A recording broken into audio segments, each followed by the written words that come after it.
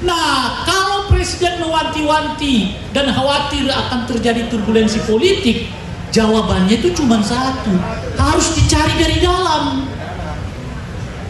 Benar gak itu? Karena dari luar nggak mungkin. Siapa yang goyang? Cuma sisa 26%. Kemungkinan besar itu ada terjadi di dalam. Artinya apa? Artinya kalau terjadi turbulensi politik, besar kemungkinan presiden sedang diganggu oleh orang-orangnya sendiri. Itu logikanya. Dan sinyal itu menurut saya kuat. Saya kasih contoh saat itu. Pertama, dengan cara sangat terbuka, Prabowo mengatakan tidak setuju pada program UKT. Terbuka. Bukan lagi malu-malu, terbuka mengatakan saya nggak setuju dengan kebijakan kenaikan UKT. Kalau saya nanti presiden, sudah jadi presiden, yang belum dilantik, kan kira-kira begitu. Saya akan cabut ketentuan itu, bahkan saya akan gratiskan semua uang kuliah bagi perguruan tinggi negeri. Ya kita lihat aja. Itu sinyal pertama tuh. Sinyal kedua, Tapera. Di Tapera tidak ada partai politik pendukung Pak Jokowi secara faktual, bukan administratif. Karena PDI Perjuangan itu pendukung Pak Jokowi secara administratif.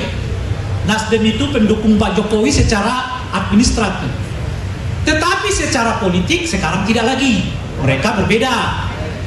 Ketika keluar kebijakan Tapera, tidak ada satupun partai politik pendukung Pak Jokowi secara politik hari ini yang menyatakan dukungan terhadap Tapera, meskipun mereka nggak terbuka untuk menyatakan menolak.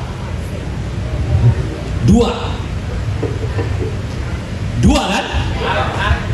kan? Yang ketiga, ternyata seluruh fraksi setuju budget untuk makan siang gratis cukup 71 triliun di tahun pertama. Itu akan kita lihat itu nanti, karena di kepala orang 450 triliun. Seluruh rakyat Indonesia akan makan siang. Tiba-tiba yang makan siang itu nggak sampai sepertiga. Kebayang nggak nanti itu? Kebayang nggak itu nanti? Dan semua fraksi nggak ada yang menolak, setuju. Cukup kita anggarkan 71%. Ya saya bukan ekonom, saya membayangkan kalau cuma 71%, sementara di kepala orang 71 triliun, sementara di kepala orang begitu Pak Prabowo dilantik, saat yang bersamaan makan siang seluruh anak-anak di Indonesia. Tiba-tiba tergantung siapa yang dapat kupon. Tentunya 71 triliun, artinya nggak sampai sepertiganya kan? Sepertiganya berapa? Dari 450 triliun. 150 ini sepertiganya pun tak ada. Artinya baik kupon. 20% pun tidak ada, baik kupon. Akan kelihatan itu ya kan? Maka di tengah kepuasan itu mencuatlah kekhawatiran. Karena apa? Karena teman setia Pak Jokowi ternyata tidak sesetia yang ia bayangkan. Tapi itu penyakit orang rakus di mana-mana. Sebab orang rakus berteman hanya ingin mencari keuntungan. Ia mengumpulkan teman-temannya sebanyak mungkin dalam kerangka ia untuk mendapat keuntungan sendiri dari pertemanan itu, sehingga teman yang datang kepada dia adalah teman-teman lagi senang, adapun teman susah mereka pergi duluan. Kenapa partai-partai ini menolak UKT? Kenapa partai-partai ini menolak Tapera? Sederhana. Pertama, karena mereka nggak diuntungkan dengan kebijakan itu secara politik. Yang kedua, mau mendekati pilkada. Nanti di pilkada ditanya-tanya oleh masyarakat, calon ini dari partai anu, setuju nggak UKT? Setuju, jangan pilih, kata masyarakat. Oleh karena itu, lebih baik kita mengatakan kita nggak setuju UKT supaya aman. Itulah kalau kau mengumpulkan orang sebagai teman berdasarkan kepentingan, orang pun akan datang kepadamu dengan kepentingan yang sama.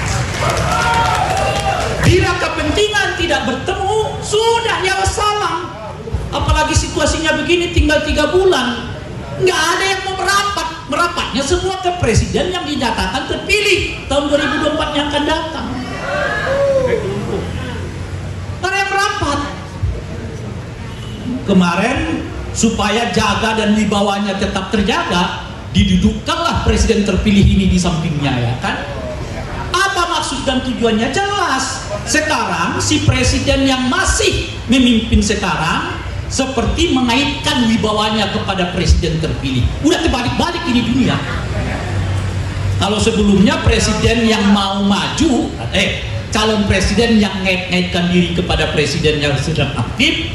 Kalau sekarang presiden aktif yang sekarang ngait-ngaitkan dirinya kepada presiden terpilih. Terbalik-balik. Apa artinya? Si presiden yang masih aktif mulai sadar, dia mulai kehilangan wibawa. Apa bukti yang lain? Di Pilkada DKI. Kita mendengar di Pilkada DKI anaknya yang lain bakal didorong. Begitu ceritanya, ya kan? Benar apa tidak? Wallahu a'lam bishawab. Begitu kita dengar. Tapi gimana respon-respon Dikim? Diam semua. Berhitung. Lah si anak kalau didorong dan dipasangkan dengan si A si B belum tentu menang. Alih-alih menang yang ada malah kita bisa ceplok. Karena apa? Karena di Jakarta basisnya adalah satu kelompok, ya, PKS yang Islamis, yang kedua kelompok nasionalis di PDI Perjuangan, dan kelompok ketiga adalah kaum intelektual yang jelas-jelas mereka semua adalah anti nepotisme, anti dinasti. Kalau itu dimasukkan ke didorong di Jakarta, ya bakal turun. Maka dicarilah ini kaitannya siapa? Namanya RK Ridwan Kamil, ya kan? Moga-moga terpilih. Si Ridwan Kamil juga pintar. Dia baca dulu siapa yang pilih gua di Jakarta kalau pasangannya dia, gitu loh kira-kira.